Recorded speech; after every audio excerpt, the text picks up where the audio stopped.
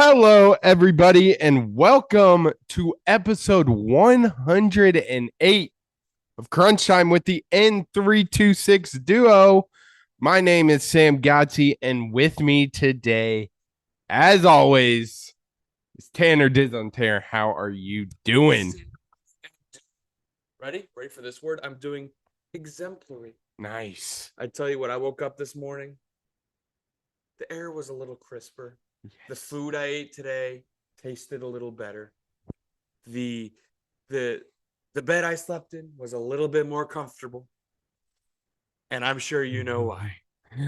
Oh, yeah. We will hop into that in a few moments, but we got an action packed episode for y'all. We are going to discuss, of course, winners and losers, talk some big news with Iowa football, and what our main takeaways from the NFL season so far. And we'll wrap up, as we always do, with pick 'em and questions. We talk about this and so much more on episode 108 of Crunch Time. Tanner, let's kick it off as we always do. Who is your winner of the episode? I tell you what, Sam, I got half a mind to make someone a winner, but again, we will hold that off until later. But I'm going to make my winner Tommy Pham, the outfielder for the Arizona Diamondbacks. Now, I am part of the Pham. Tommy Pham, this past year, of course, was signed as a free agent to the Mets. He started off the season. He was absolutely red hot. He was so good for the Mets that they actually were able to trade him when their season went downhill, and getting any sort of comp back for Tommy Pham is thank you for your service and then some. So all Mets fans have kind of been rallying behind Tommy Pham. And in game 2 of the World Series, which is going on right now between the Diamondbacks and the Rangers, Tommy Pham started the game off 4-for-4. And there has never been a player go 5-for-5 in World Series history. He had a chance to, however, he told his coach that he wanted to forfeit his chance at that to get Jace Peterson a chance to get an at bat in the World Series, someone who had never been able to do that before. And they were leading by a lot in that game at that time as well. So really cool moment. He could have gone for the record himself, but he decided to let a teammate be able to record an at bat in the World Series. I know you're not a fan. You call him a bum. Loser talk. Wow. What? No, not loser talk at all. Yes. But cool moment from Tommy Pham. As a self-proclaimed part of the Pham, he deserves to be a winner of this episode. It is not loser talk. It was a cool moment. No, that definitely is cool. All jokes aside, but yeah, it's kind of a beat down here in Game 4. The Rangers are absolutely dominating right now without Adolis Garcia, 10-0 in the bottom of the third.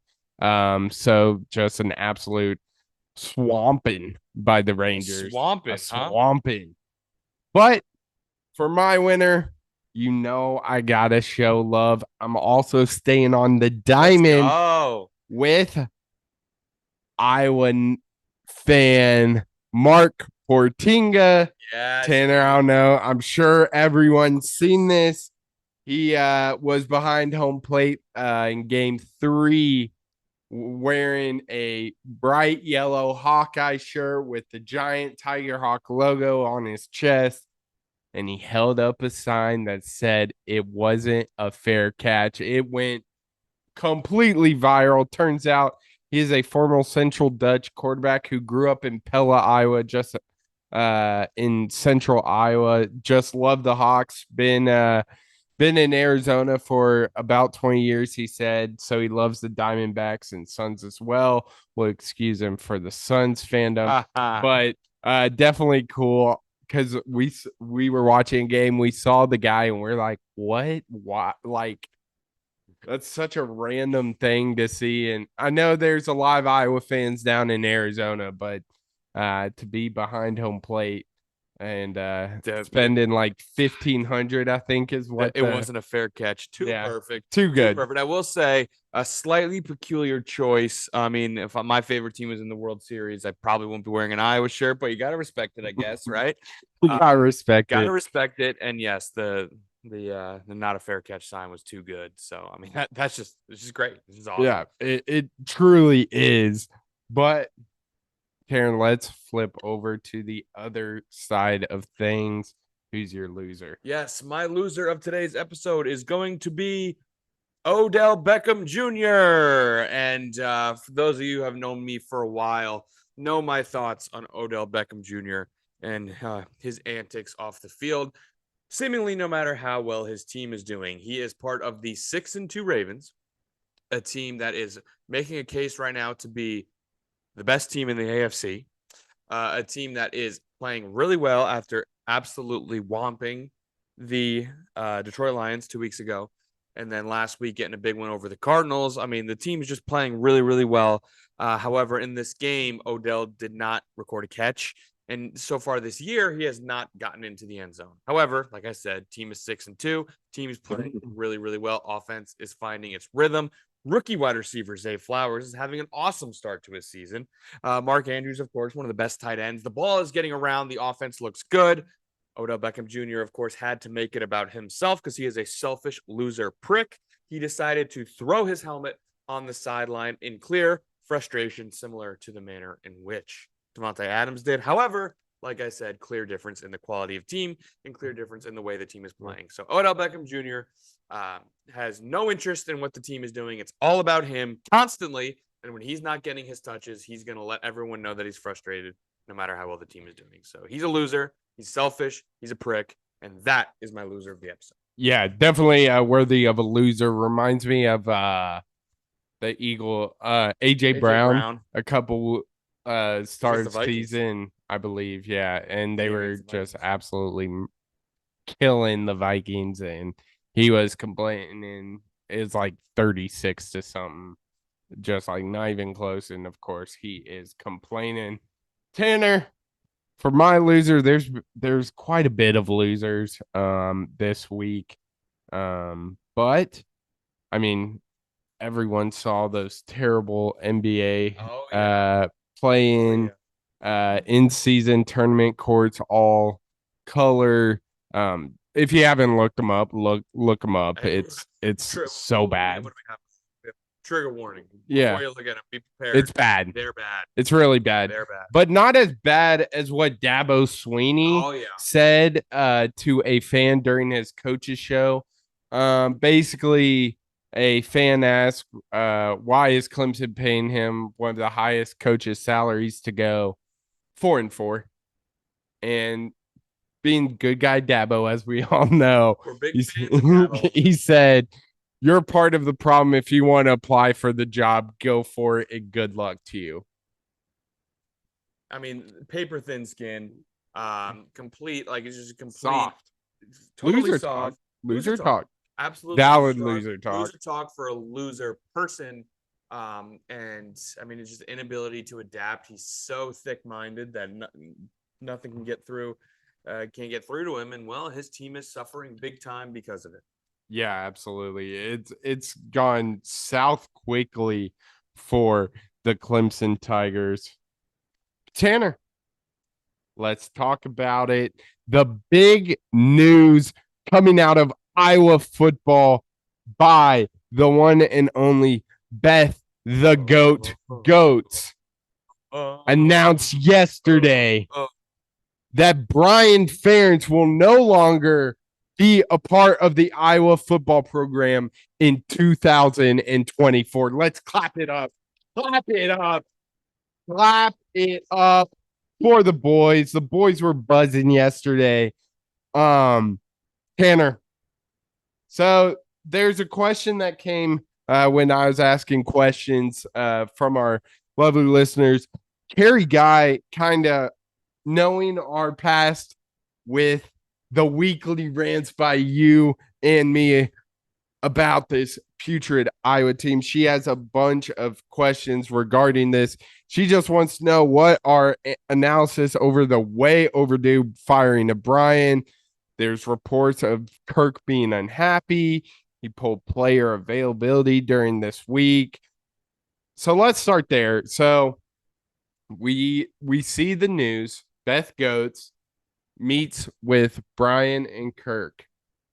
And it turns out mid-season, Brian is being warned that he will not be a part of the program. I mean, it really didn't matter. He was probably gonna get canned either way. Just mid-season, she wanted to get the message out there. But what kind of give me your first thoughts when you read that notification that Brian Ferentz is no longer part of the Iowa program? I mean, definitely a lot went through my mind. First off, is that how you pronounce her name, Beth Goats? It is But Beth guess what? Goats. That's freaking perfect because she is a goat. Beth Goats for the absolute goat. What an what just like what a good what I don't even know how to describe it, but I know all the fans are looking at this saying what an awesome stance to take because as we all know, she is still the interim AD. Mm-hmm. And as long as a lot of people with the interim tag would hesitate to make such a program changing decision. And she didn't. She knew what had to be done. And for that, I know Iowa fans cannot thank her enough. And hopefully the university will reward her for making such a tough decision and removing that Yeah. interim label. But in terms of the actual decision, I think that definitely the first thing to note and something that has been well documented is that this came straight from up top. This was not from Kirk. It was not a discussion, a suggestion from Kirk whatsoever. He wanted Brian to stay. He did. Yeah. He wanted Brian to stay, and he wanted this stuff to happen in the offseason, which I can't blame him for wanting it to happen in the offseason, but I can blame him for wanting Brian to stay Yeah. because again, we've said it so many times. We always talk about how bad Brian's offenses are, and that's 100% true. But the reason we're in this tough spot is because of Kirk. And if he doesn't want to get rid of his son, don't hire your damn son. It's literally that easy. And he's not getting enough flack for the way he kind of drove this program into the ground by making his son his offensive coordinator. And yes, his press conference today, he did not seem like he was very happy with the decision. His opening words, he said for 25 years, he's operated under. During the season, we will focus on our opponents. We will do everything in our power to make sure we are well prepared and put our players in the best spot to have success in the upcoming week. And then we will evaluate the players and we will evaluate the coaching staff at the end of the year. We don't need to do that. We do not need to do that. The team sucks. The offense sucks. And I don't think Kirk is happy. I don't think Kirk is happy, and I don't know what that means for the future. But well done, Beth. Way to just take a stand, because one thing that I will not hear any more of is the fact that if Iowa moved on from Brian and Kirk, that it would be similar to Bo Pelini moving on from Nebraska, because that's just simply not true. Bo Pelini put together good football teams that played for Big Ten championships for years and didn't have an all-time bad unit on his team. Kirk Ferentz, yes, he wins games, but he is enabling an all-time bad unit to take the field on his teams, and that is just simply will not do. That is a disservice to the program, and yes, that is definitely punishable. So no, it is not the same thing as Bo Pelini being fired from Nebraska, even though they both won a lot of games. So that was kind of a lot, just kind of a word jumble. Yeah. But it's just my first thoughts. And again, can't say it enough. Beth Goats, you absolute goat. Yeah, absolutely. When I first got this, I thought it was a prank. I'm not gonna lie to you, Tanner. I never thought we'd see the day. Um, I I totally agree. Personally, I've said it on the show and I'll say it again. I personally thought um they were getting demote Brian because no way you fire the legendary coach that is Kirk Ferentz's son. It kind of bashing heads between the AD, the head coach, the kind of the staff as a whole. Um, so I thought they'd demote Brian. He'd still be part of the program, but for Beth Goats to come out and say mid-season he is no longer part of the program, that takes balls, big balls. Some Gary Barta, our former AD, would never do in a million years. Beth Goats has done more for the Iowa athletic program as a whole than Gary Barta has done for however long he was there. Talk about way overdue. But yeah, it is very clear Kirk is not happy. with the decision. I mean, makes sense. I probably wouldn't want a family member fired if I worked alongside them, but it was time. It was long overdue, like Carrie you said. But it was so overdue. Gutsy move, but it's going to be interesting to see how Kirk and Beth Goetz work alongside. And kind of how that relationship, he says it's fine, but I don't believe that because of what he said. 25 years I've been doing this. Well, that hasn't worked, Kirk. They no, but everyone else was like, oh, we'll just please Kirk, please Kirk. No, you got to make changes. We have one of the best defenses and special teams unit, and we are still the laughing stock of college football, and it's not even close. But with that being said, Kirk is definitely frustrated, and I get it. But with his frustration, is there a chance Kirk retires after a season? There is, man. What I got from that press conference was that there's a realistic chance, if not the more likely chance. Honestly, it looked like he was frustrated, and it looked like that with the changing of the passing of the torch from Barta to Goats, that maybe that was a good time for him to step back and maybe call it a career.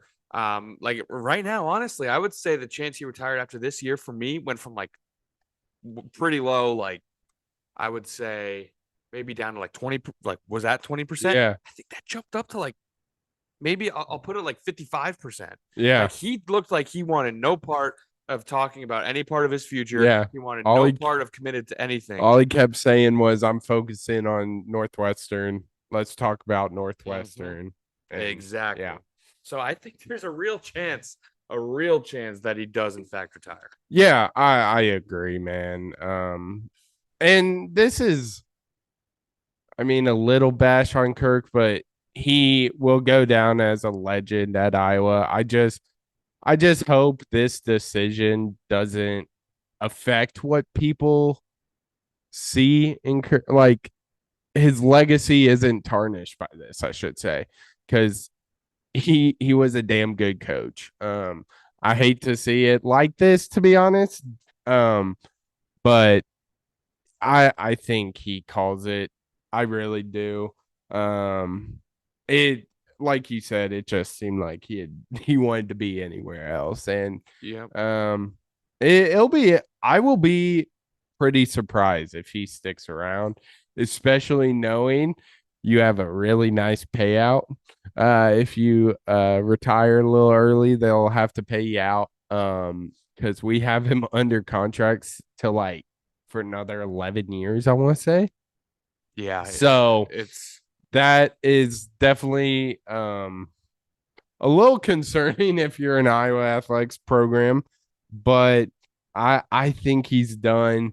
Um, Carrie comes out with another question. Do you have any last thoughts on? I was gonna say, like, yeah, it's definitely concerning, but definitely less concerning than a with not having an offensive coordinator. A head coach is pissed that you fired the offensive coordinator. An offensive coordinator who's leading one of the all-time worst offenses for 3 years in a row now. An absolute cluster. Yeah. So another part of her long question: if he does not retire, does anyone? Do you think this is an attractive position, this offensive coordinator position at Iowa? If he does not retire, no, it is not. It is quite possibly the least attractive position. As long as Kirk Ferentz is at the helm, priority will be placed on defense and special teams. It always has been. You're also replacing his son, mind you, who he didn't want to be fired. So there's no way that he's not going to have some sort of a cold shoulder to the guy who comes in and replaces him. And yeah, there's just no way that this can work. This will work any like good at all. There's no way it will work well at all if Kirk Ferentz stays. So no. Yeah. The only thing you could possibly say is that Kirk can't coach forever. And if you bring in an OC and he's able to make chicken salad with chicken shit, and he's able to put together a competent offense, that when Kirk Ferentz leaves, he's probably a good candidate to take over the head coaching job. Or if he retires now, you can just go out and get someone, right? Because Yeah. the problem is certainly no one's gonna make a lateral move, go from OC to OC to come for Iowa. Like Yeah. you're not gonna be able to get a candidate with play calling experience and offensive coordinator experience. Yeah. So unless of course you dip down maybe into the like group of 5 and maybe even below, but if the head coaching position is open, now we're talking. Yeah. And of course, there are some names out there, some big time OCs, Washington, who may have ties to Iowa. And maybe it's a little bit more enticing if you can give them the head role, Mm-hmm. and definitely not the OC. So if Kirk does not retire, no, it's not Yeah. attractive at all. And I don't even know who we would look at for the OC's job. Yeah. I definitely agree. It doesn't look like a enticing job by any means. I think if he doesn't retire, I think we look in house. I know what's his name? John Budemeyer. Uh he's being looked at as a possible replacement in house. He is the senior special assistant to head coach. Oh, okay. So offensive analyst. He is at Colorado State as their OC in 21, 58th nationally, 412 yards per game. Scoring offense was 23.7, so not awful. But he knows how to recruit.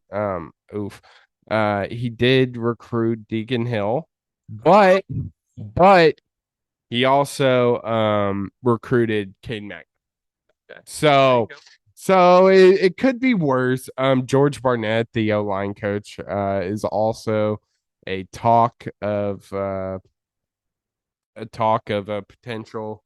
But it seems they're the only OC replacements are either in house or have really close ties to the Iowa program, whether it be former player, former coach. Yeah, So that's a really good point, though. Like, yeah, it seems like if Kirk stays, it's gonna have to be in house, right? yeah. But one of the most kind of talked about names, he was at Iowa in 20. He is the offensive coordinator of the University of Wyoming Cowboys. He was 4 seasons as the O line coach. Shocking. But he's performed well at Wyoming. He is at North Dakota State before coming to Iowa. So that's another name being thrown out. But Kirk retires. That's what if we're betting people, that's what we would put our money on. Think it's the most likely, and we think it's just going to be best for the program. Yeah. So Kirk retires. Dream coach. Who you bringing in? Oh man. Or realistic? Oh wow. I think realistically, the Washington offensive coordinator. He's kind of a guy that has been on a lot of people's radar. And Yeah. again, this is only if Kirk retires because he's not making that lateral move. But if this becomes open, an Iowa kid, he can come back and lead the program and hopefully, I mean, bring the attitude of the high flying Washington Huskies right now, who look, I mean, one of the best offenses in college football. I think that would be a dream come true. And he can instill his stuff, kind of an air raid like Luke Fickell is trying to do in Wisconsin. Give him a few years to recruit, get some good players in here, and I think that is. I mean, it's certainly not. I mean, dream would be freaking like Nick Saban says. Yeah. You know what? Let's go up top. I need a new challenge. But I think realistically that the Washington offensive coordinator, whose name I don't have with me, Yeah. right now, but he's the guy I'm looking at. Yeah, definitely. That would definitely be fun. I mean, I honestly don't know because like we've said, it's a huge change in Iowa football. With the Kirk Ferentz being just so I don't even know how, but we're just so used to Kirk bringing in a new face It's of Iowa football unfathomable. is It's crazy. actually unfathomable thinking about wow, like what can a new head coach can completely change an identity, right? I mean, Yeah. that's all we've ever known in our entire lives is good defense, Hmm. good special teams, mediocre to awful offense Yeah. somewhere in there. And that's obviously the difference between the Outback Bowl, missing a bowl, and the Rose Bowl was how it just what's the offense like, Yeah. you know? Yeah. I mean, what like you said, I think it's gonna be I don't think it's just gonna be some guy out of the blue personally. I think he's gonna have some ties to Iowa. Mark Stoops is a name that's kind of been Yeah. tossed around. Iowa at Kentucky, who he's kind of revived their program. Um, Dave Clawson's another one being tossed around. I mentioned LeVar Woods last week, coming on as head coach. I I just don't see it happening. I'd love to see it happen. It seems like every player loves him. All I've heard is good things from him, but going from special teams to head coach is kind of unheard of. But if anyone's going to do it, it's Iowa because our special teams is absolutely disgusting. But Mark Stoops, I don't think Phil Parker would take it personally.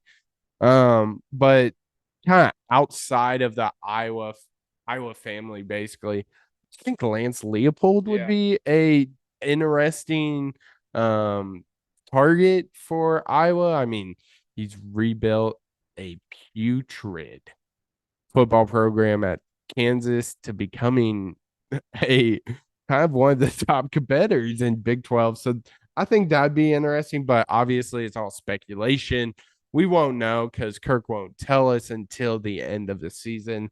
But it's definitely an interesting time to be an Iowa fan. That's for sure. Yeah. That's for sure. Yeah, man. Any other thoughts on this? I think she did mention, do you think Kirk will have a tight leash on the offense in terms of play calling, no matter who comes?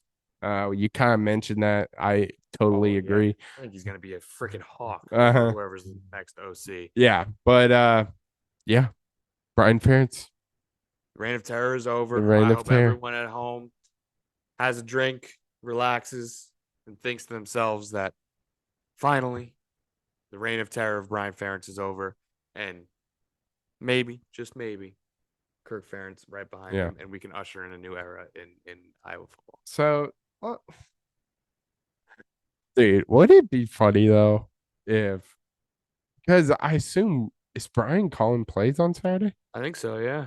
Wouldn't it be hilarious We get USC. if he just USC's it or Ohio State just Deacon Hill just Dude, balls out? he's running the triple flea flicker Yeah, reverse fumble rooski type stuff. that would be That would be that'd be so funny. insane. That would be so funny. Iowa comes out and drops 49 on Northwestern. And, oh man, that would be Yeah, it's definitely interesting. We're excited. Um, we think Kirk is out. I think that's what we've come to conclusion here. But you want to flip it on to NFL? Let's NFL flip it. trade deadline happened. Some of the big names moving. Montez Sweat going to the Bears. Chase Young being added to an already dominant defense. The 49ers get him for just a third round draft pick, and that's it. Lions adding another solid piece to that offense, Donovan Peoples Jones. And Tanner, I want to get your thoughts. Joshua Dobbs traded to the Vikings in a 2024 seventh round pick. You gave up a sixth round pick. What were your thoughts on this acquisition by the Vikings? Yeah, so I personally thought it was far and away the best you could have done. I love it. Not because I think Josh Dobbs is going to come in, gunsling the ball, run for 150 yards and 4 touchdowns, and lead us to the Just got to play the Cowboys. right? But no, I don't think that's going to happen. I'm obviously not that delusional. But what I saw was I saw an offense that for the first time in the Kirk Cousins era was blocking people. Yeah.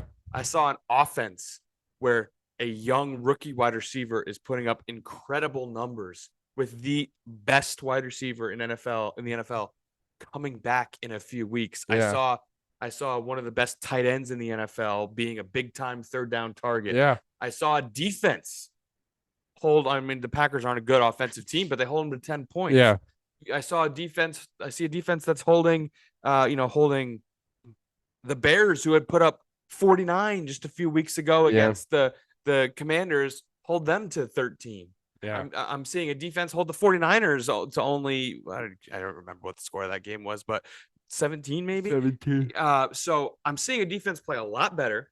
I'm seeing more weapons than you can imagine on the offensive side of things. And I'm seeing an offensive line right now that's ranked like number 6 in pass blocking. Yeah. So that it is as good as a situation as you can possibly get. Josh Dobbs has shown he can play football in the NFL. Step one. That's about as good as you're going to get when you lose your quarterback with 2 days left until the trade deadline. And he's very, very smart guy. He's held multiple internships with NASA. He's an actual rocket scientist, believe it or not. And he can come in, learn things quick. He's shown he can do that. He's mobile, add a whole new dynamic, dynamic to your offense. I mean, and the guy didn't play that bad with the Cardinals. And he had no weapons. Nothing. Yeah. There's nothing on that Cardinals team. Maybe James Conner. But other than that, there's just nothing redeeming about that Cardinals offense. And he was serviceable under it. So you put him in this situation, I think he'll be a lot better. And I think he can I think he could still lead this Minnesota Vikings team to the playoffs.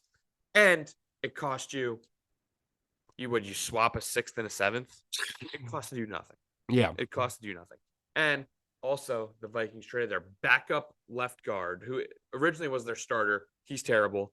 He got hurt. They replaced him with a free agent signing who's played so much better than he has. So they said, screw it. We're not going to bring you back. Let's trade you for a 6th.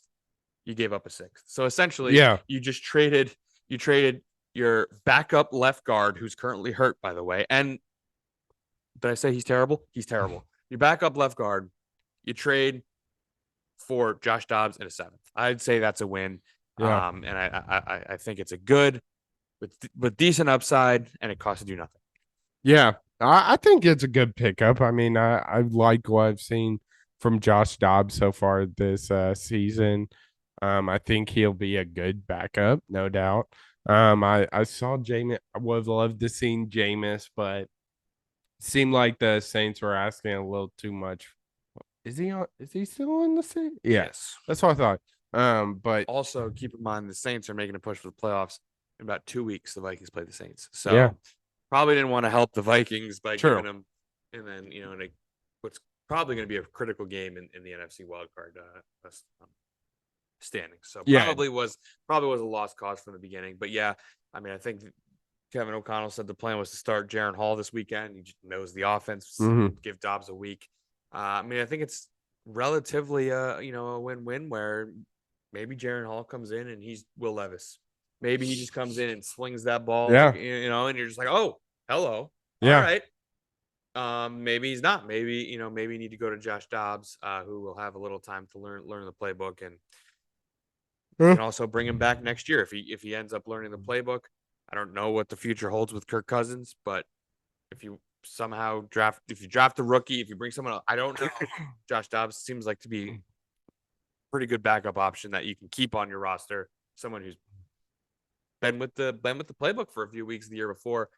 Seems like it's a really good situation to keep him as a backup. So I'm really a big fan of the pickup, and doing so with only 2 days to the deadline is pretty good work from Kwesi Adofo-Mensah. So I'm happy, very happy with it. Yeah, absolutely. So the trade deadline marks kind of the halfway point for the NFL season. So we're going to dive into kind of our biggest surprises, disappointments, takeaways from the season so far this year. Tanner, Give me your first one. Tell you what, Sam, I'm going to stick right on brand to what we were just talking about. My number one takeaway, it has defined the season thus far for me, the importance of backup QBs. Yeah. How many times has either not having a quality backup or maybe the quality backup gets hurt? It completely tanks the season, right? How many quarterbacks thus far? I mean, the Jets season completely derailed on the fourth play of the season. They've been riding with Zach Wilson. We all know that's been up and down, whatever. This just happened to the Minnesota Vikings. A lack of a serviceable backup. They're really lucky it happened before the trade deadline. If this happens next week, the Vikings are screwed. How many, like you look at Cleveland, Deshaun Watson's been in and out. They've played games with PJ Walker. They've played games with Dorian Thompson-Robinson. Matt Stafford just got hurt. The injury bug's all over the place. Justin Herbert has been battling injuries. Justin Herbert. I mean, Daniel Jones got hurt. Tyrod Taylor's come in and played better than Daniel Jones. Raiders have been dealing with injuries. Have Brian Hoyer started a game, and boy, was that painful. Yeah, that was tough. And they've had Aiden O'Connell start some games. Like Tyson Bagent had to come in and it's bad. And is starting for the Bears. Like, I know a lot of these teams maybe aren't competing for playoff spots, but a lot of them are. Yeah. And having a serviceable backup who can come in, play competent football, and get the ball to playmakers, and just kind of and keep the season on schedule, that is critically important in the NFL. And this year is showing us exactly why. So that, to me, that's number one, man. Define the season is just how quality is your backup, because chances are your quarterback is banged up or just flat out hurt. Yeah, that is definitely true. It seems more than ever that we're seeing a lot more backups. I'm just waiting for Cooper Rush to get the call to start. For me, first one, Taylor Swift and Travis Kelce's relationship is one of the worst things that ever happened to the NFL. Like, it is awful.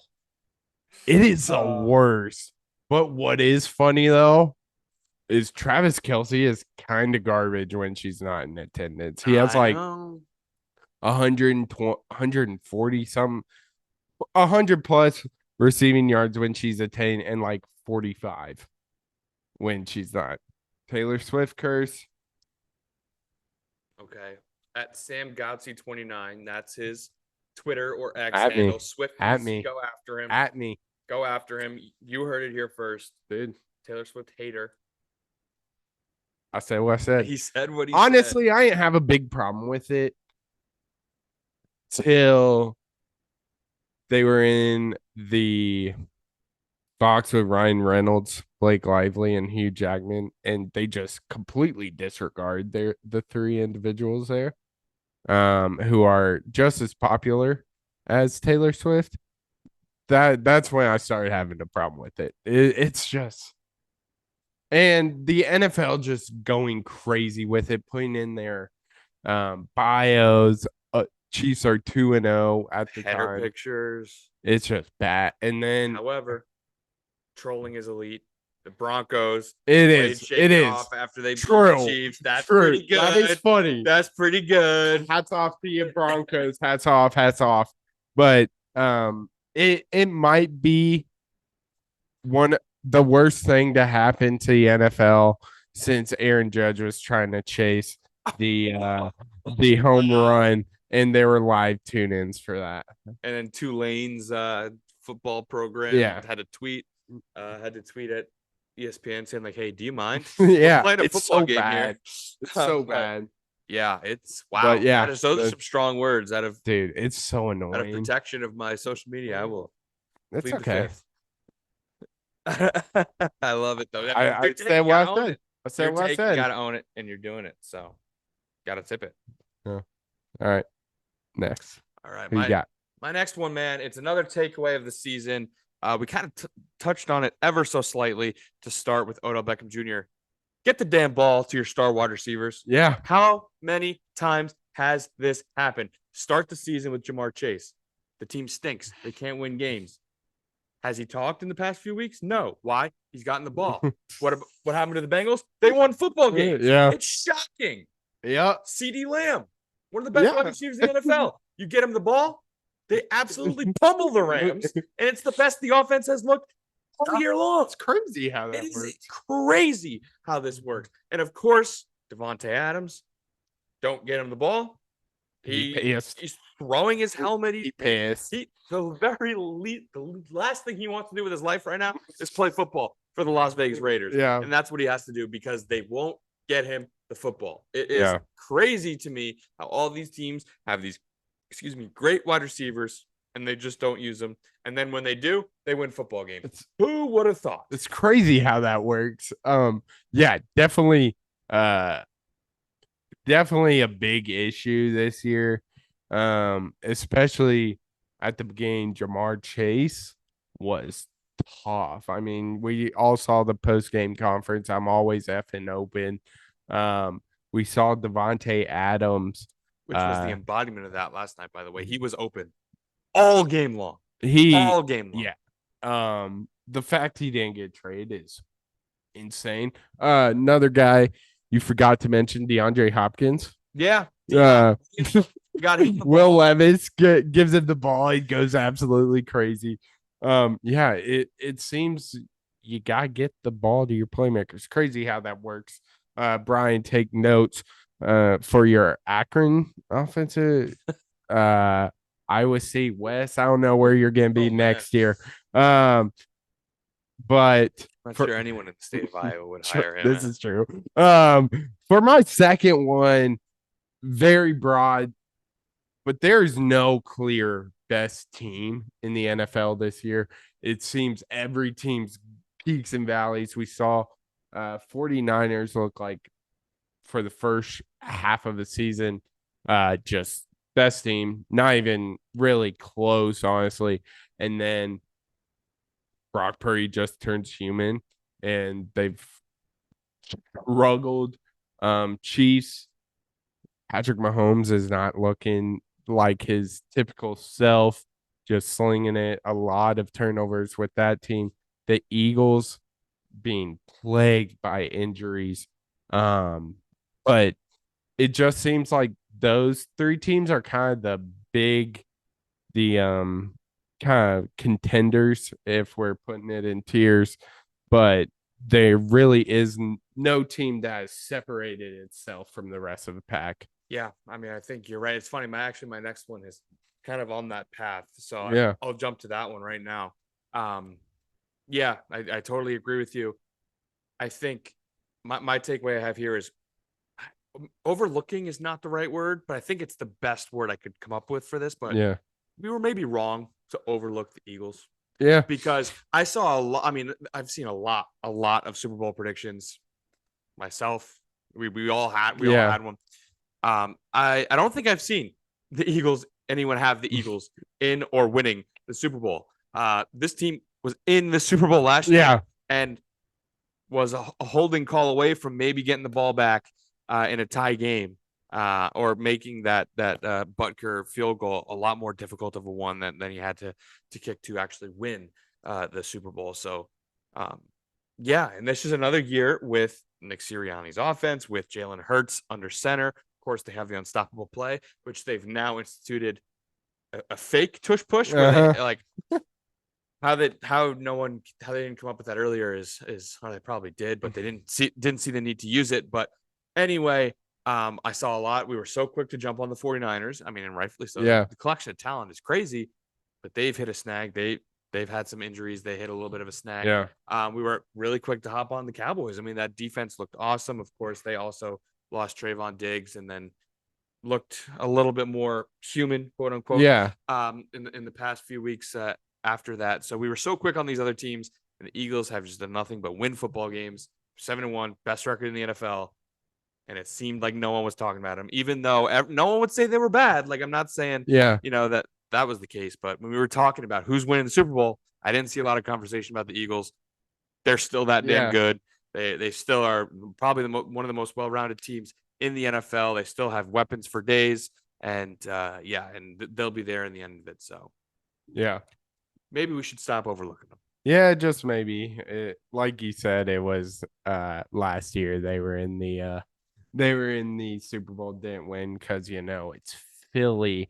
But yeah, definitely need to stop overlooking that team. Um for my next one, I'm gonna kind of stay in the kind of overlooking. We stop overlooking Miles Garrett Yes, and that's a how great one. That dominant is a that great one. man is. Yes. He I'm claiming DPOY. it DPOY best defender in the NFL. And he is truly unbelievable. I mean, dude's hitting crossovers and getting to the quarterback in like 0.5 seconds. It is truly unbelievable what this man is doing. You nominated him as your NFL player of the week last week. I think he had a forced fumble, a blocked field goal, couple sacks, I'm sure. But yeah, stop overlooking. Like he needs to be in conversation with like TJ Watt, Micah Parsons are kind of the first names that pop up.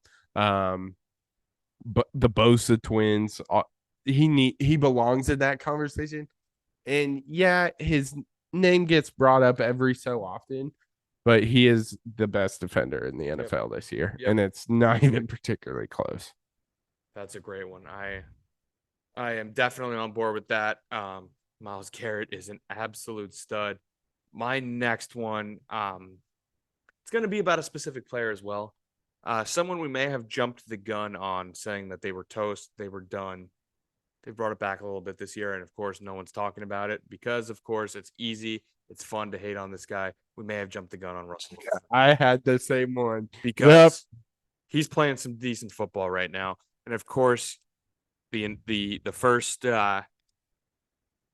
first comparison you bring it right to is Patrick Mahomes playing the same division, and of course the Russell Wilson hadn't been able to beat him.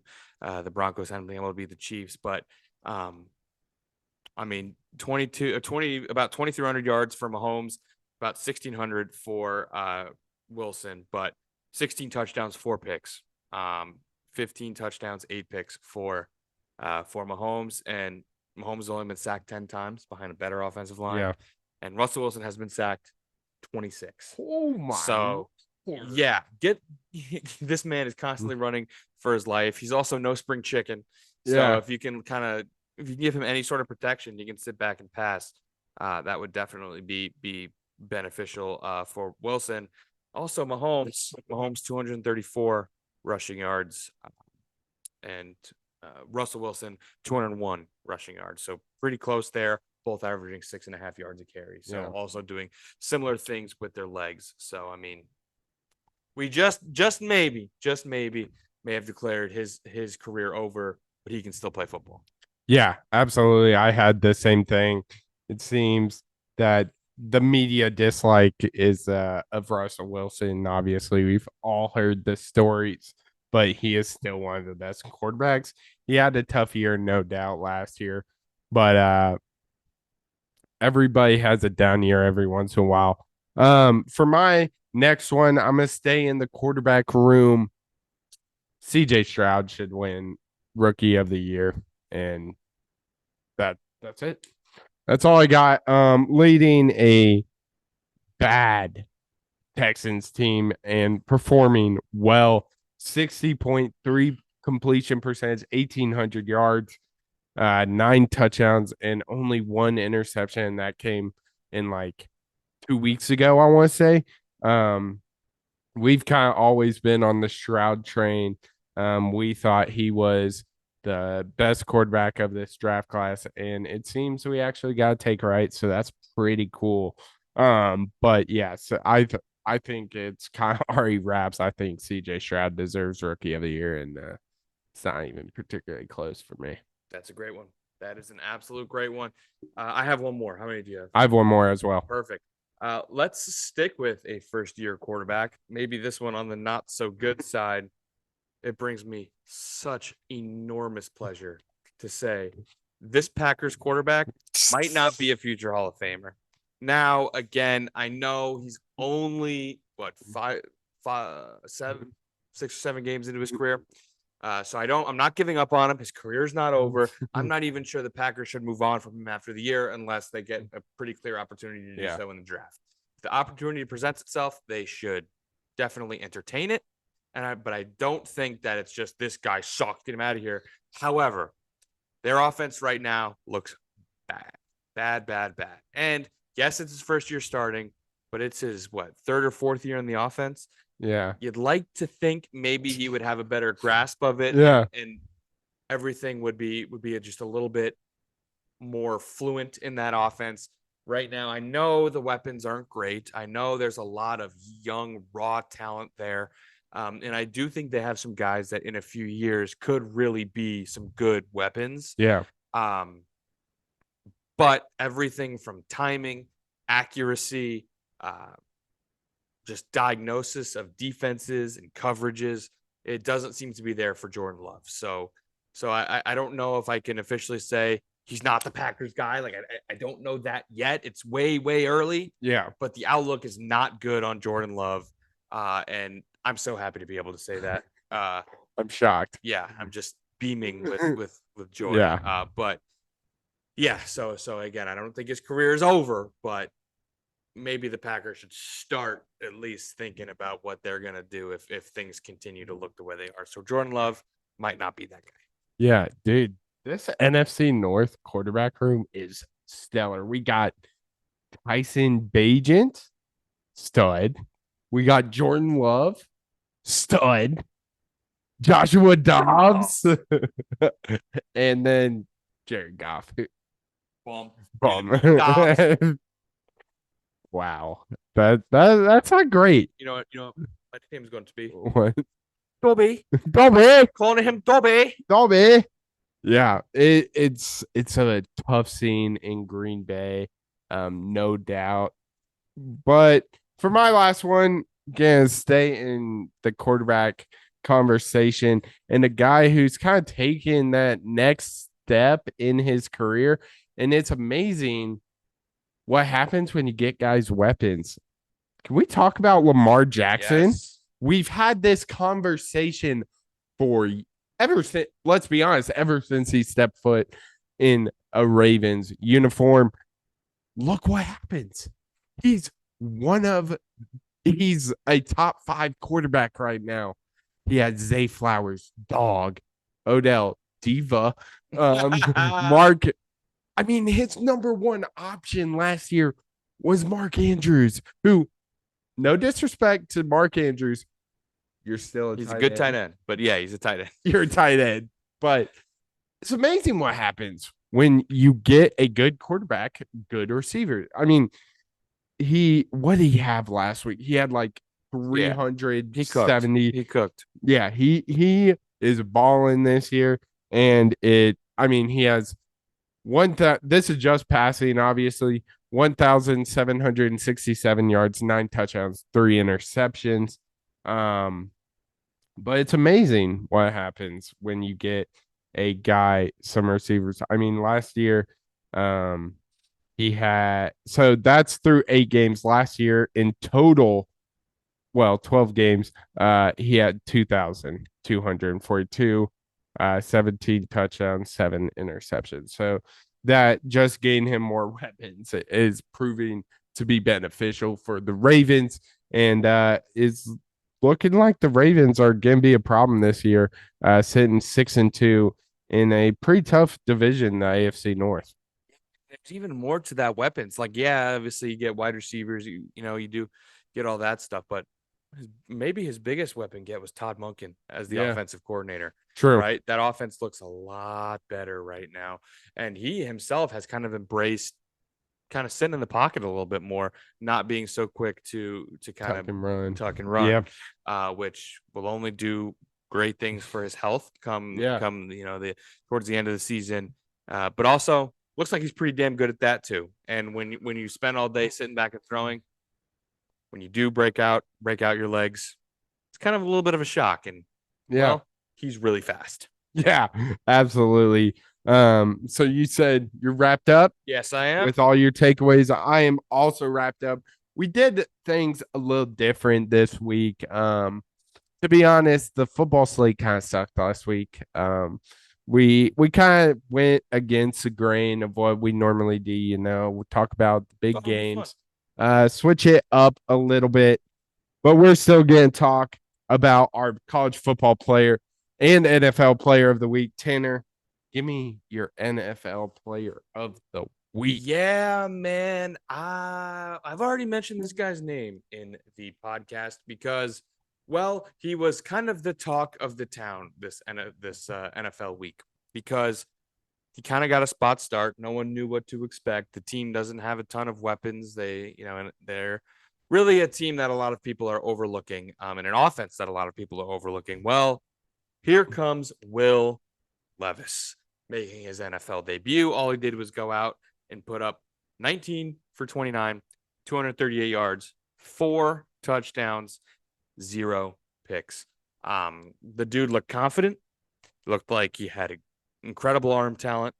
And yeah, it was on full display against Atlanta, who is not a bad defense whatsoever. So, Yeah. I mean, after everything Will Levis went through between falling in the draft, the initial surge where everyone kind of had him as a mid first round, then all of a sudden he was like, he could go number 2 overall. We're all like, whoa. Yeah. Of course, Uh-huh. that led to some people, I don't hating, I guess, hating on him. Yeah. And then when he fell in the second, he definitely went through a lot, and the Titans took a flyer. And well, if this game is any indication, he might be starting in Tennessee for a little bit. So Yeah. definitely the player of the week. Completely unexpected. 4 touchdowns, 0 picks. Looked like a beast. Maybe things are turning around in Tennessee due to number 8, Will Levis. Yeah, Will Levis, no doubt. Uh, Definitely deserving of player of the week in the NFL. College football side of things, I gotta go with Ollie Gordon, the second running back for the Oklahoma State Cowboys. He put on a show against Cincinnati, 25 carries, 271 yards, 2 touchdowns, 4 receptions, 21 yards. This dude has been putting the Cowboys on his back, and he did it again. For the season, he has 141 carries, 1,087 yards, 10 touchdowns, and 7.7 yards per carry. So he is absolutely putting on a clinic down in Stillwater for the Cowboys. So definitely deserving of college football player of the week for his performance against Cincy Bearcats. Not bad. Yeah, not bad at all. Tanner, it's that time of the episode where people tune in, pick them. Let's see how we did last week, week 9. Tennessee, Kentucky. Shit. Tennessee won. Tennessee won, yes. Tennessee won. I accidentally did bad math. That's all right. And then so I got Tennessee, you got Kentucky. And then Duke, Louisville, both got Louisville. That wasn't even close. Oregon, Utah. I unfortunately trusted the Utes too much. And you got Oregon, Packers, Vikings. You got the Vikings, Packers. I realized were so bad. We trusted the Steelers a little too much against the Jags. We both missed out on that one. And then we both got the Jets. Both of our super dogs cashed again. Colorado 17.5 versus UCLA, just covering. Arizona winning outright to Oregon State. So 2 cash there. That puts our totals of the year. Tanner sits at 45 correct picks. I sit at 43. Our super dog record 7-1 for me, 6-2 Not bad for Tanner. Not bad at all. Let's see if we can do it again this week. Tanner, first matchup, Kansas State taking on Texas. Texas is favored by 4. Who you got here? Yeah, I know things are a little weird right now in Texas with the question marks at quarterback. I'm gonna still take him at home in this game. Kansas State. I do think they're a pretty good football team. However, so far this year we've seen it on the road. They lost a close one to Missouri. They just aren't as comfortable on the road as they are at home in Texas. I mean, you know how crazy Austin gets when the Longhorns are in town. So I'm going to stick with the home team here. I got Texas. Yeah, I totally agree. Definitely concerning with the quarterback situation down in Austin, but I just think they're the more talented team in this one. Give me Texas as well. You mentioned Missouri. They're taking on the Georgia Bulldogs in Georgia. Georgia's a 15.5 point favorite. Who you got? Oh my gosh, I love this Missouri team. I mean, they got absolutely cheated out of a cover against LSU, late pick six. Of course, we all know how those front doors go, but they're not winning in Georgia. It's just not going to happen. Georgia now has got all the bullet board. Oh my God. Bulletin board? Bulletin board I got you. material. Good God. Georgia has all the bulletin board material it could possibly need, being ranked number 2 in the most recent college football playoff rankings. So give me the Bulldogs. They need to make a statement, and they will. Not so fast, my friend. Give me Missouri. I think this is going to be a tough matchup for Georgia. I know Missouri is 15.5 point dogs. I think this is the game that Georgia slips up. Not having Bowers at tight end is going to be a loss. It didn't look like that last week, but facing a tough opponent in Missouri Tigers, I got Missouri walking into Athens, Georgia with a huge, shocking upset for week 1 of the college football playoff rankings. But let's go to the Conference of Champions. Washington travels to Southern California to take on the USC Trojans. Washington is favored by 3.5. Who you got? Man, I just love these all Big Ten matchups. I love them. I tell you what, one thing I'm not going to do is pick USC. That is just not going to happen. That defense quite literally cannot stop a nosebleed. They barely beat Cal a week ago. Tried to give it up many times. Cal just wouldn't take it. So I think Washington will, and this is going to be the Huskies' role against USC. So give me Washington here. Yeah, I as y'all all know, I'm not the biggest Caleb Williams guy. Especially lined up against that Washington defense. I think he's gonna struggle. And I just don't trust the USC defense, one of the worst in the nation. Give me the Huskies pretty easily in this one. Last college football game. LSU goes to Tuscaloosa to take on the Tide. Who you got? This game is awesome. I am so freaking excited for this game. I mean, anytime Alabama and LSU get together, it should be a good one. I've gone back and forth, but of course, the tiebreaker for me, who has the better quarterback play. So I'm going to go with the road team. Give me the LSU Tigers going into Tuscaloosa and getting a win on the back of Jane Daniels. He is going to play his best game as an LSU Tiger, and the LSU team will get a win. Wow. In Tuscaloosa, baby. Give me the Tigers. Wow. I was not expecting that one, Tanner. I was not expecting that. Unfortunately, you're incorrect. No doubt, I totally agree. Daniels is a better quarterback than Milroe. The problem is the other side of the football. LSU's defense has struggled tremendously. Yeah, they can't stop anything. Dude, can you imagine an LSU USC matchup? That'd be crazy. Giving up 500 and some yards to Ole Miss, who it might have just as bad a defense, but I think that defense is going to struggle. I like Bama at home. Give me Bama here, but I think it's going to be a close one. Let's go to the NFL. Let's go out to Frankfurt, where the Dolphins take on the Chiefs. Tanner, who you got? Oh man.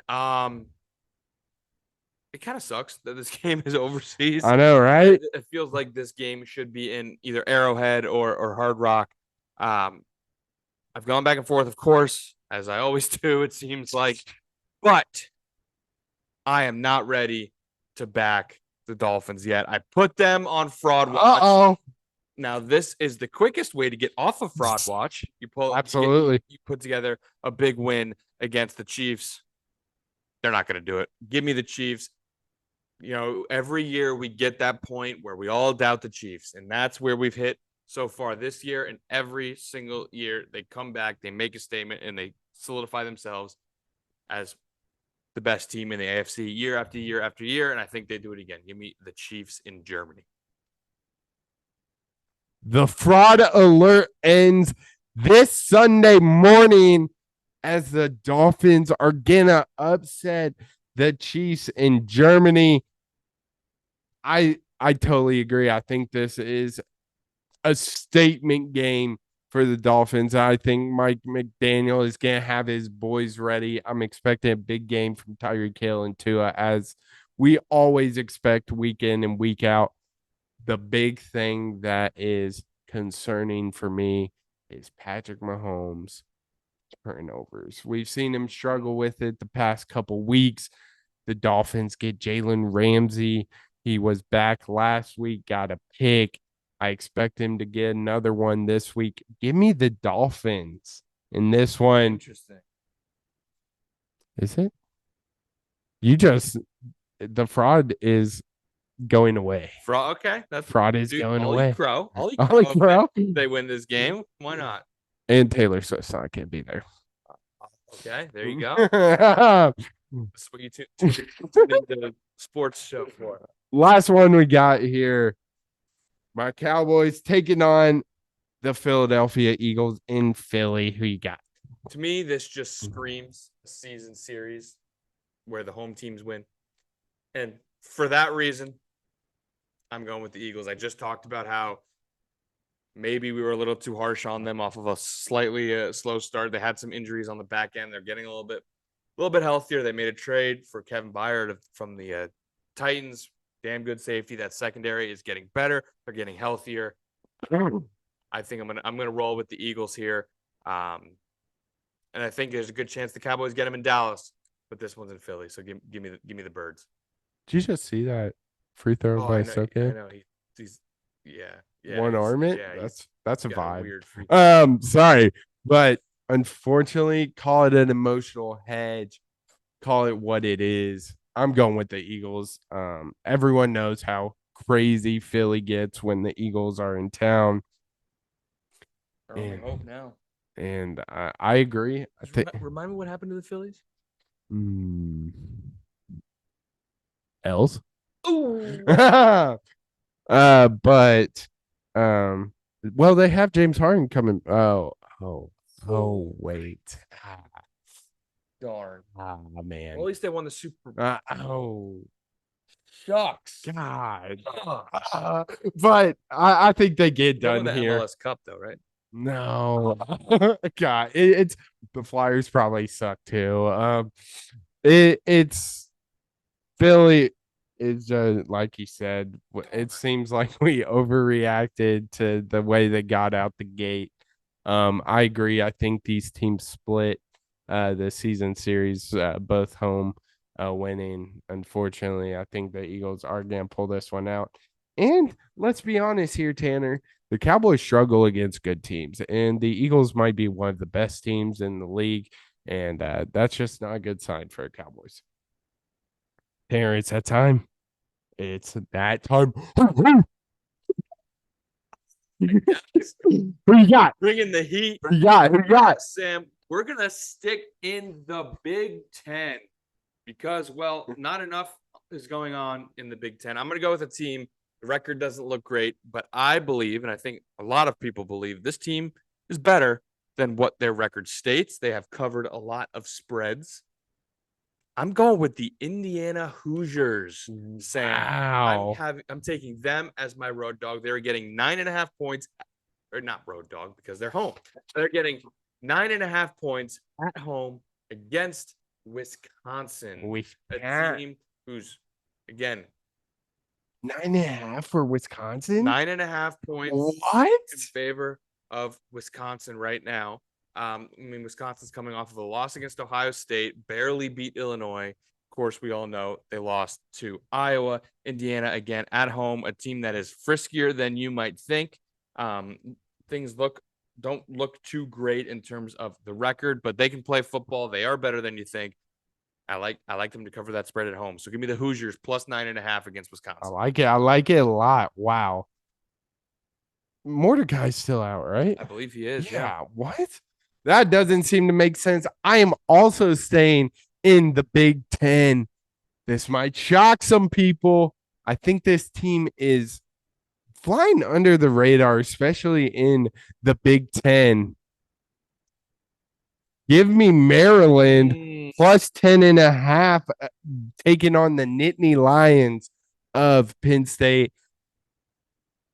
No doubt Penn State's defense is phenomenal, but they struggle on the offense. I think they're not going to score a lot of points unless they play Iowa, of course. I think Maryland keeps it close. I expect them to cover. I want them to cover so I can cash in on this super dog. Yeah, I mean Maryland's kind of been a team that I know, at least betting wise, I've been all over, responsibly, of course. Yeah, but, of course. Yeah, it's just things haven't been going great recently for Maryland, right? So a big chance to right that ship, with losses to Illinois and Northwestern in back-to-back weeks. It But happens. hey, 10.5 Hey, points. it's close. No. Look at it. They're covering. They're unless they were favored, but you know what I mean. Yeah, so be on the lookout. Make sure you tune into those games, see if we cash on those. Tanner, it's time to wrap up the episode with some questions. First one comes from Eric Godsey. He submitted two this week. He wants to know, are the Cowboys back or do the Rams just suck? Well, I do think the Rams kind of stink, but the reason why I'm going to say the Cowboys are back, it's because of a point I said earlier. Get the ball to CeeDee Lamb. It crazy. Seems like maybe they've realized that is a damn good thing. Yeah. And if they continue to do that, well, they might not just be back, they might even be better than what we saw before, because he can really play football, and Dak Prescott looks like a whole different quarterback when they get the ball to 88. Yeah. So I'm going to go Cowboys are back, just because I think maybe Fat McCarthy has realized he needs to get the ball to CeeDee Lamb. Yeah, who would have thought? I totally agree. The Cowboys are back. Jeez, that's so bad. Sorry, the Suns in-season tournament court just showed up, but totally agree. Cowboys are back. The Rams aren't great. Let's put it how it is. But what I'm seeing from Dak and the offense the past couple weeks have been awesome. It seems Mike McCarthy has kind of let up on the leash of Dak, kind of letting him play his game, and it's working out. And the defense, I mean, we talk about how good that defense is. It seems like they are starting to mold without Trayvon Diggs. It seemed like a couple weeks after that injury, it seemed difficult to find the guy in the secondary to kind of take over the Trayvon Diggs role. But it seems they're molding together just at the right time, halfway point.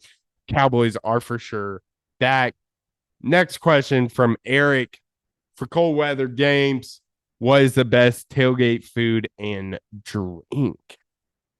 Wow, I mean this is a great question. I mean, I feel like everyone's thinking right now the best drink is, what are you gonna say, hot chocolate? Because it's totally not. Hot chocolate sucks. Gotta go with coffee. Coffee, get some Bailey, some rum shot in there. Definitely tastes quite yummy. Keeps the hands warm. But dude, even with cold weather, I'm still doing the same food.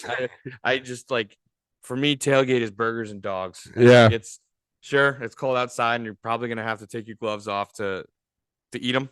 But you got to do what you got to do. You can't be sitting here tailgating and going in for the soup. Like, that just doesn't really work for me. So I'm going with the finger food.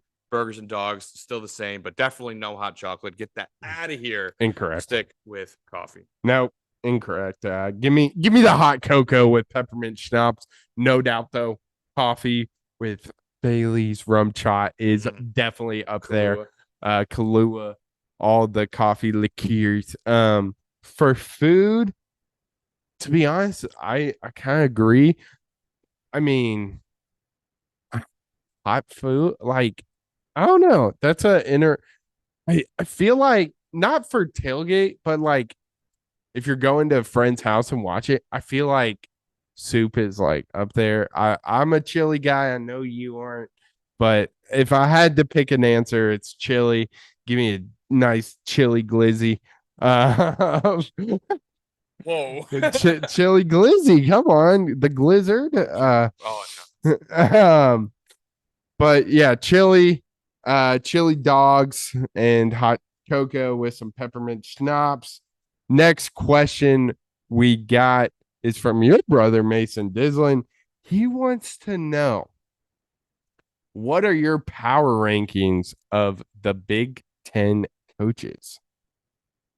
Yeah, this is an interesting question. It's something I hadn't really thought of for a while. Definitely not the easiest task given the state of things right now. Yeah. Some potential cheaters, some legacy head coaches that may have lost their touch, whose son is their offensive coordinator till the end of the year. Who's A lot that? of people that I'm just not entirely sure how to rank them, but I did my best. Do you think I should start at 14 or 1? 14. 14. All right.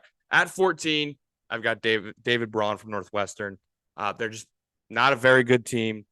I do think he was thrust into a pretty poor situation. Team's not good. I mean, Pat Fitzgerald has been there since forever, it Yeah. seems like. And when he got the boot from the, what was it, the hazing stuff? Yeah. Yeah, he just kind of had to be thrust in there with a team that's not that good. So I think he's doing okay with a bad situation, but yeah, not a lot to go on from him. So he slides in at 14. At 13, I'm going with Ryan Walters from Purdue. Jeff Brom seemed to do some good things for Purdue. He left to go back home to his alma mater in Louisville. Look how they're doing right now, by the way. So it seems like the loss of Jeff Brom was a big one. Trying to replace him with Ryan Walters. Purdue, again, a team not very good. And only his first year as well. So, some first year coaches, maybe give him a little bit more time. But right now, for the power rankings, they're 13 and 14. Yep.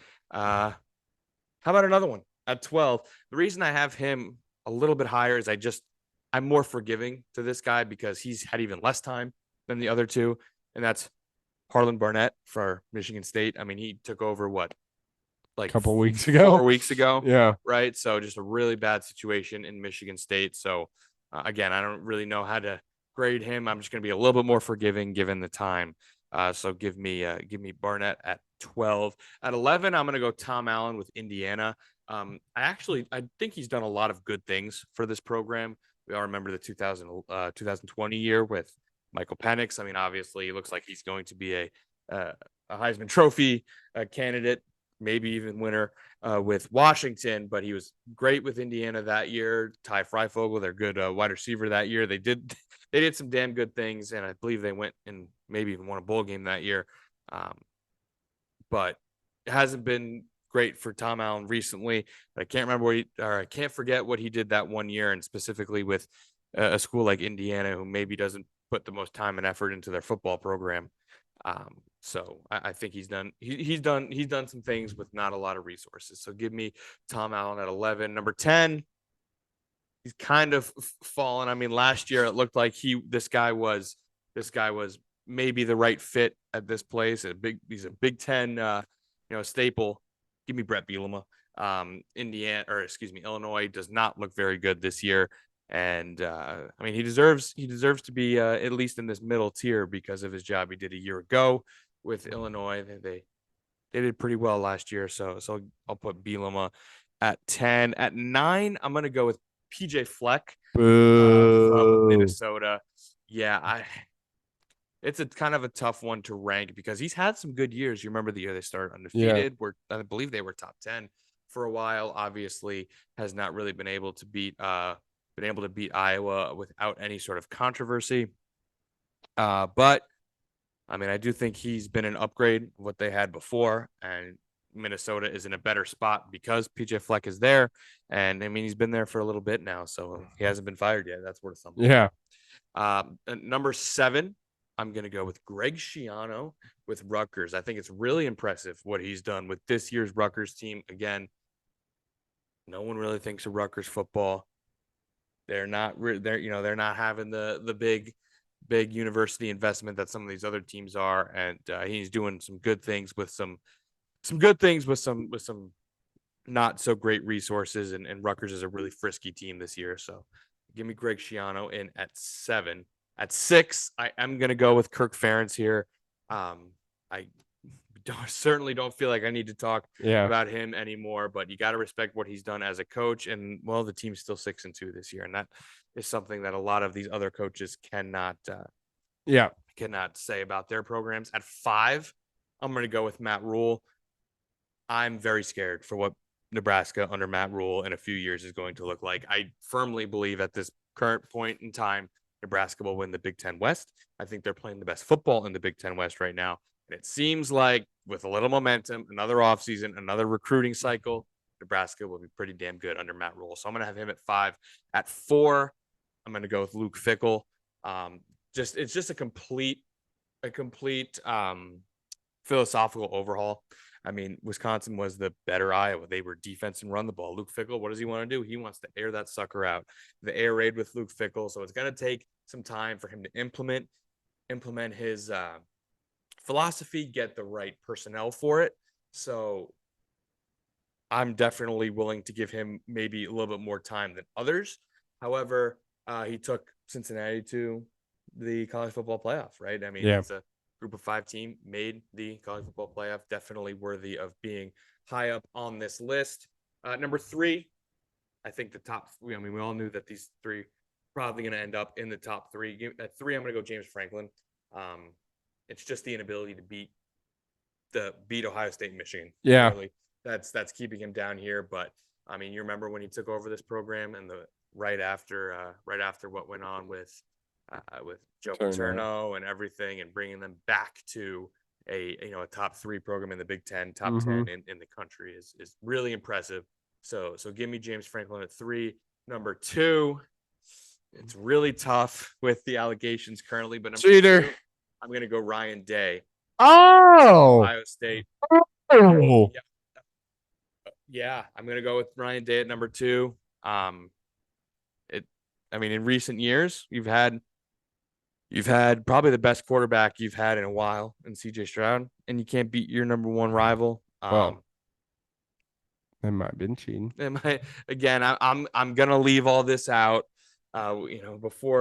Until things are 100% disgusting, set in stone, and so Ryan Day will be at number 2. Ohio State. We certainly don't need to talk. Don't need to tell you about their program. But number 1 for me right now is the cheater. Probably a cheater. Probably. But again, I don't really know how to rank him in this, so I'm just going to ignore all of that stuff. Go with John Harbaugh, who certainly right now, at least a few weeks ago, would have certainly been number 1 on like everyone's ranking. Michigan has a case for being the best team in college football this year. They're absolutely beating the crap out of teams. Granted, not great teams, but they are beating the crap out of them. So I'm going to go with John Harbaugh. John Harbaugh. I don't think he coaches in Big Ten. I'm going to go with Jim Harbaugh. I'd respect him more if you put a guy that wasn't even there. Oops. Yeah, I kind of have the same. I'm just gonna run through it. Harlan Barnett at 14. I think he's done a awful job. I don't really care about the circumstances. 13, Dave Braun with Northwestern. 12, Ryan Walters, Purdue. 11, Tom Allen, Indiana. 10, PJ Fleck with Minnesota. 9, Gimme Burt with Illinois. Mike Loxley with Maryland at 8. Mike You Loxley. might have. I did. Well, I had him at 8 too. Oh, So nice. I just realized I didn't say his name. Yeah, so 9 for me was PJ Fleck, 8 Mike Loxley, 7 Greg Yeah, Schiano. Oopsie. I like what he's been doing. I mean, Maryland was kind of the laughing stock when they first joined the Big Ten, and they're probably middle of the pack, which is way better than what they were a couple years ago. 7, I got Greg Schiano. Really like what he's doing at Rutgers. Kind of shocked a lot of people with how he's performed so far. Number 6, Kirk Ferentz. That's all I'll say about that. 5, Matt Rule. Again, same boat as you, Tanner. Terrified of what Nebraska is going to be in a couple years to let Matt Rule get a couple recruiting classes. Same thing with the next one, Luke Fickell with Wisconsin. The reason I have him above Matt Rule is because we've seen him dominate on a national scale as well. 3, James Franklin. Like you said, can't beat the top dogs. Number 2, because he's a cheater, but still a damn good coach. Jim Harbaugh at Michigan. Number 1, Ryan Day.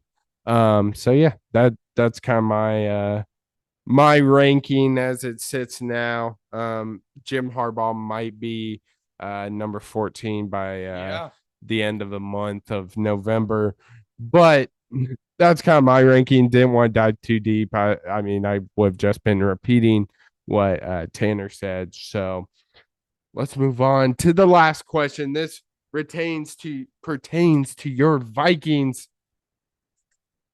How does Kirk Cousin? This is from Kerry Guy. How does Kirk Cousins being out for the rest of the season impact the Vikings for the rest of the season? Well, it impacts everything. One of the things about Kirk Cousins is this will be the first game that he's ever missed due to injury in his career. This, when Minnesota practices on Wednesday, which is tomorrow from the day of recording, that will be the first time he's shown up on an injury report since week 1 of 2013. Oh my God. This dude doesn't get hurt. And last year, or he just plays. Then last year, might I remind you, he was the most hit quarterback. Yeah. And we all saw the Netflix documentary, how many aches and pains he had from being hit constantly. So yeah, the dude is as tough as nails.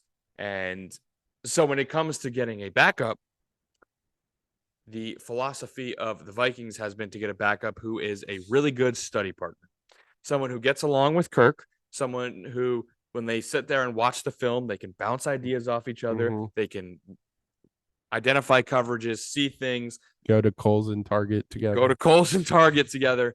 So that is what the Vikings have. And the backup was Nick Mullins, then Darren Hall, who they just drafted, and they have Sean Mannion on their practice squad. So that's good. Now, obviously, they traded for Josh Dobbs. He's going to be, he's going to be a focal point in the quarterback room there. But it obviously, it just completely changes everything. He was playing incredible football. The team was, their defense. I talked before about how their defense is playing a lot better, but it's not a team that can just lean on that defense whatsoever. They still need to score points, and the rushing game has been non-existent throughout the start of the season. So they were leaning heavy into the pass on the back of number 8 because he was playing exceptional football. So yeah, how does it affect things? It changes everything. But bringing in Josh Dobbs, someone who's, again, is a serviceable starter in the NFL, maybe can help weather that change, and they can still kind of play the offensive philosophy they want to when they were under Kirk Cousins. But yeah, so what does it change? It changes everything. Yeah, I mean, when you lose a franchise quarterback as tough as nails, like you said, as Kirk Cousins, talk about unfortunate timing for the Vikings. Because if this happens, say week 2, 3, 4, it's kind of roll with Jaron Hall and see how it pans out. And this happens after week 3 when you lose to the Chargers and you go to 0-3, and everyone's like, Vikings stink. This team is cooked. Then you lose Kirk Cousins. Yeah. then the decision's easy. You kind of fully lean into the Mm-hmm. tank. Maybe you have something in Jaron Hall, maybe you don't. But yeah, I mean, I it's mean, just right when the season turned around, and also 2 days before the trade deadline. If it happened 2 weeks ago, you had a little bit more room to more time to negotiate around negotiate. it. Yeah. But also might be a little fortunate too. I mean, if it happens next week, it's after the trade Nothing. deadline. You can't Yeah. even go out and get the True. jobs that you do get. So You win and you win some and take away some yeah, for but sure. definitely just in terms of specifically looking at the Vikings, not the trade deadline, just the worst timing possible. Yeah, I mean, we saw Kirk playing some of his best ball before the injury. 23 for 31, 274, 2 touchdowns. Had one of his best career games against a amazing 49ers team, 35-45, 378 yards, 2 touchdowns. Had that pick, but really wasn't his fault. But this is some of the best ball I've seen Kirk Cousins play in a while. Very unfortunate, but like you said, it changes everything.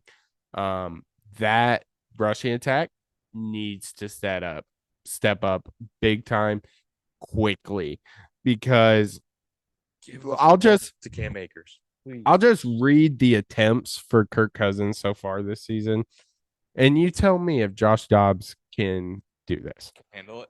44, 44, 50, 19, 47, 31, 45, 31. And that's with an injury that last 30. He can probably handle the 19. Yeah. The other one's probably not. So that is a huge concern.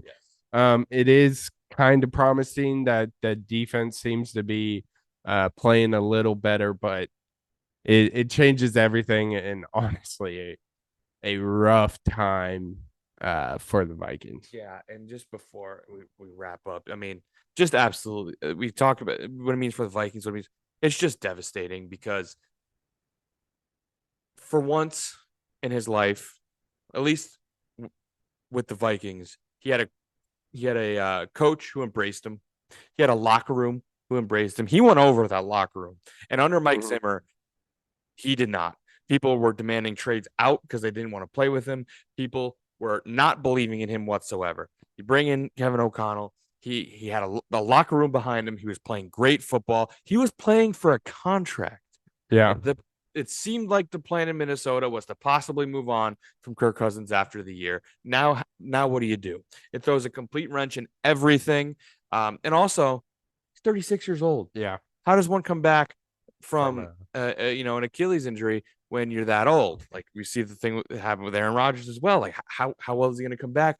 We don't know. He's already not mobile at all. So does this make it worse? Like how does all of it work together? And he doesn't have the strongest arm in the world. Yeah. It seems like he uses his lower half a lot to generate power and speed behind the ball. Can he do that after rehabbing an Achilles? Yeah. So he needs to be on that Aaron Rodgers injury rehab. Yeah, seriously. What was it? The ayahuasca hippie hoopla or something like that. Yeah. But yeah, and I've been the number one proponent of Kirk Cousins as a good quarterback. It's not working. You need to move on. You can't keep doing the same thing over and over again and expect a different result. And yes, I do want the Minnesota Vikings to move on from Kirk Cousins. Not like this. Definitely not like this. It just leaves a sour taste in your mouth. And even if they do make that decision, which again is what I think is best for the organization, it still seems like it's not in good. Just something's wrong about Something's you. wrong. There's just something off about it. So, just sucks. Just sucks all. Yeah, absolutely. Definitely don't like seeing a guy like that go down. I mean, it seems he's beloved by everybody in the NFL. Like I haven't heard a bad thing about Kirk Cousins. But that will wrap it up for episode 108 of Crunch Time with the N326 Duo. Congrats, you have made it to the end of the episode, so shout out to you. Meanwhile, you can follow us on Instagram, TikTok, and X at crunchtime_pod. Also, make sure to like and subscribe to our YouTube channel, Crunch Time with the N326 Duo as well. Bye-bye, Brian Ferentz. Adios. It's great to be an Iowa fan. Well, yeah. but the clock has run out on this episode. But we'll see you on the next one on Crunch Time. I'll see you, Brian Ferentz.